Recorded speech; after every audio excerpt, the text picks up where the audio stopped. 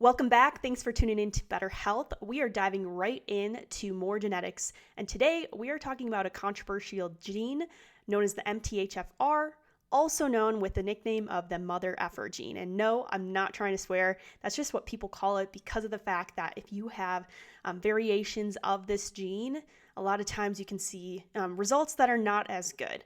However, one thing we have to understand is the fact that when you single out one gene being like, I have the MTHFR gene variations. Oh no, it's not the end of the world because of the fact that genes interact in an algorithmic fashion. So if you were to single one gene out, it's like doing a whole math equation by only focusing on one step, thinking that you're going to solve the whole problem with a one step out of the 5-step equation. So all that to say, we're diving into the MTHFR gene, MTHFR, and there are two main types of the MTHFR. There's the C677T, which produces a functioning MTHFR enzyme that converts methylfolate to 5-MTHF, and it helps regulate homocysteine levels. If this gene has a variance, the enzyme is slowed down and folate does not effectively convert to the active 5-MTHF, which is also methylfolate. Now, you may be wondering, what are variants? If I have the MTHFR variant, what does that mean? Well, a lot of times people will describe it as the MTHFR or put any gene in the blank mutations. I'm using variations because of the fact that mutations gets a bad rap. It puts a negative tone on it, and it doesn't mean that it's a negative thing if you have the variations or the mutations. Mutations is considered to be a bad thing, and it's not always a bad thing. If you have a variation of a certain gene, there are different positives to that compared to the not varianted type. So I want to make that clear, and so I refer to it as variations versus mutations. Then, after the MTHFR C677T, there's the MTHFR 1298. And the heterozygous, which you're like, what? Stop speaking science to me. So I'm going to clarify what heterozygous means. This means you're containing only one variant versus a double variant, double allele. You're only containing one variant. So it's almost as if your mom had the MTHFR variant, your dad did not, and you as the child then received only one variant.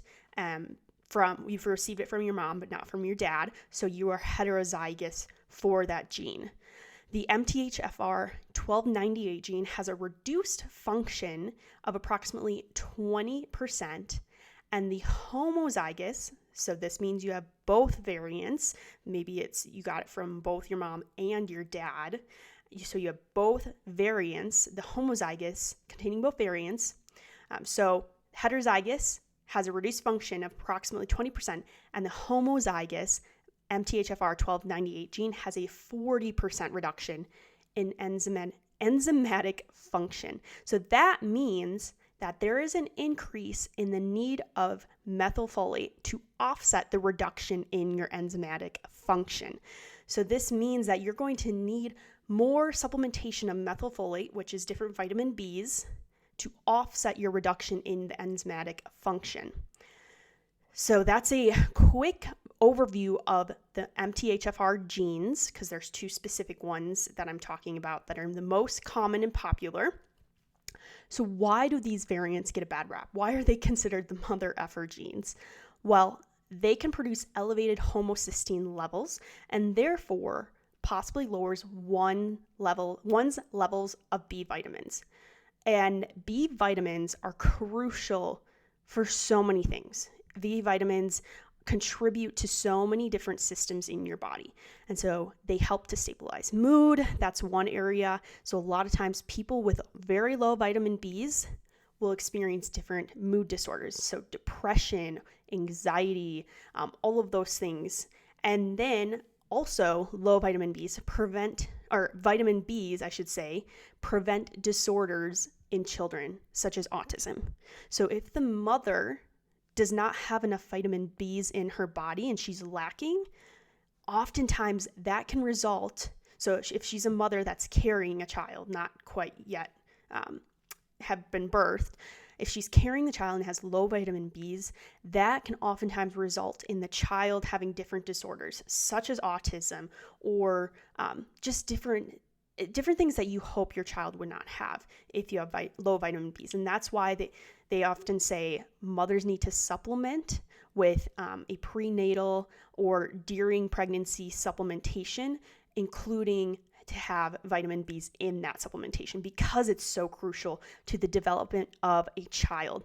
And so when children have autism, for example, there's actually a study done that took spinal fluid from children with autism, and it showed that they had very, very low vitamin B levels. There were specific vitamin Bs tied to that, but they had very low vitamin B levels.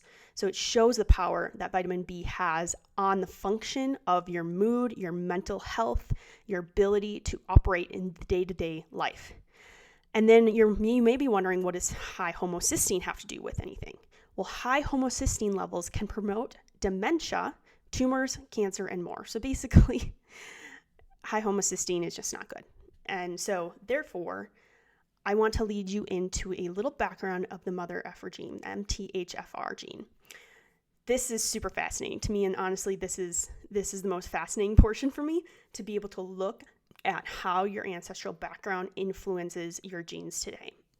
So, started off, there is a higher percentage of people from the Mediterranean and Mexico that have the variants, the MTHFR variants, also known as the mutations. Why? Because they consume higher amounts of plant-based folate, also known as vitamin B9, and they have more UV exposure from the sun. It makes sense because when you live in the Mediterranean or in Mexico, you have more vegetables that are growing that are green, and you have more sun exposure because it's almost always sunny there. So those in those areas with variants in the MTHFR gene produce more thymidine. I'm probably saying that wrong, but thymidine, which helps repair sun damage. So even though these people are getting a lot of sun exposure, you might think, how does that not promote sun damage? Well, because they have the MTHFR variants, they produce thymidine more than those that don't have the variants. This is an example of how, the MTHFR variants, mutations, is not as bad as you think it is. There's positives and negatives to both sides of the fence. So saying mutations just puts a negative a negative tone on it, even though there are positives to it.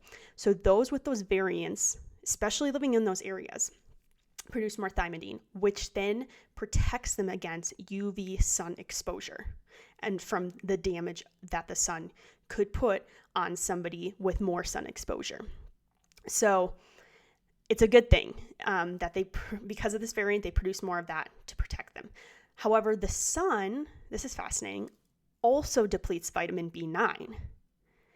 But because of the higher melanin in the people of those areas, that, along with the thymidine, protects against vitamin B9 loss.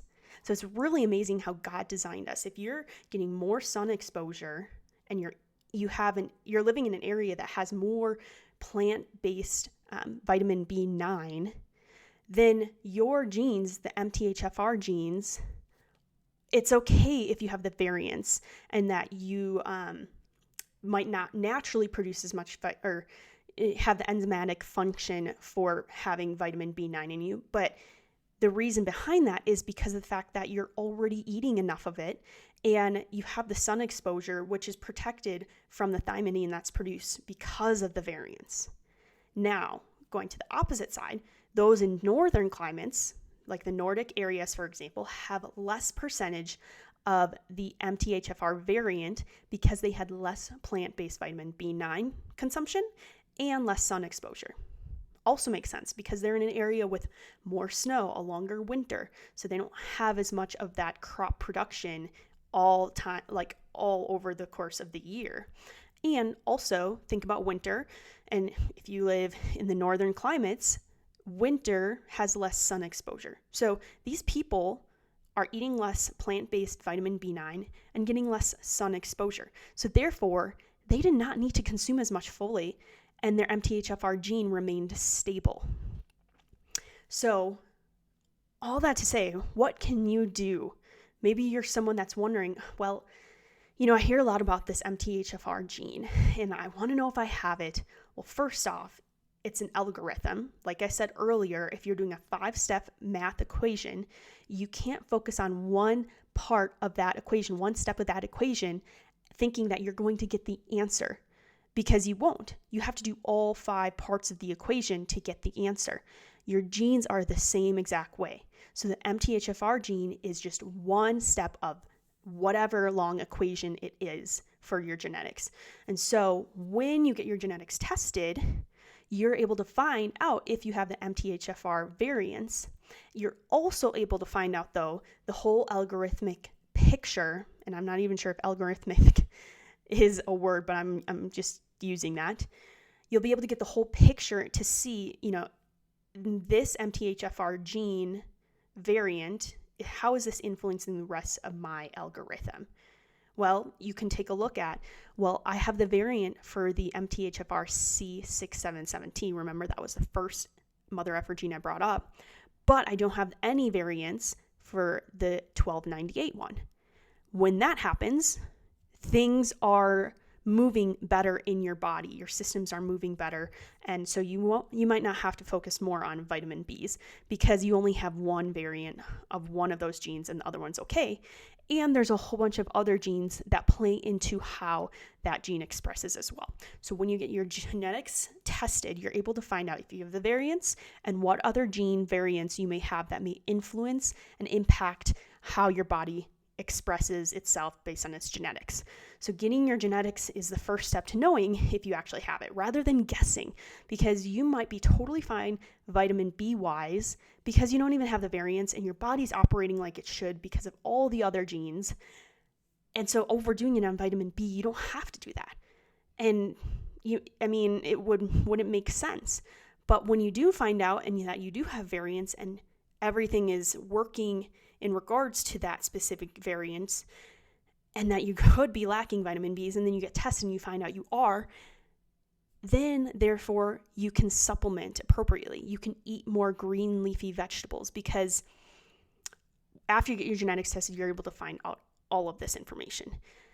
Then what do you do after that? What if you do have the variants? Well, you can incorporate more of the plant-based vitamin B9, which includes leafy greens, beans, peas, lentils.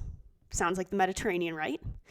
And along with supplementation, because we all know that our vegetables today are 10% of the nutrient content that they were less than 100 years ago. So supplementation, it's just something that we kind of have to do these days just because of the depletion of our soil and how our vegetables don't have the nutrient content that they should. That's what you can do. So if you are interested, check out the link in the show notes. I have a link where you can head to get your genetics tested. If you learned something and you want others to learn as well, share this episode. And until next time, I hope that you have a great rest of your day.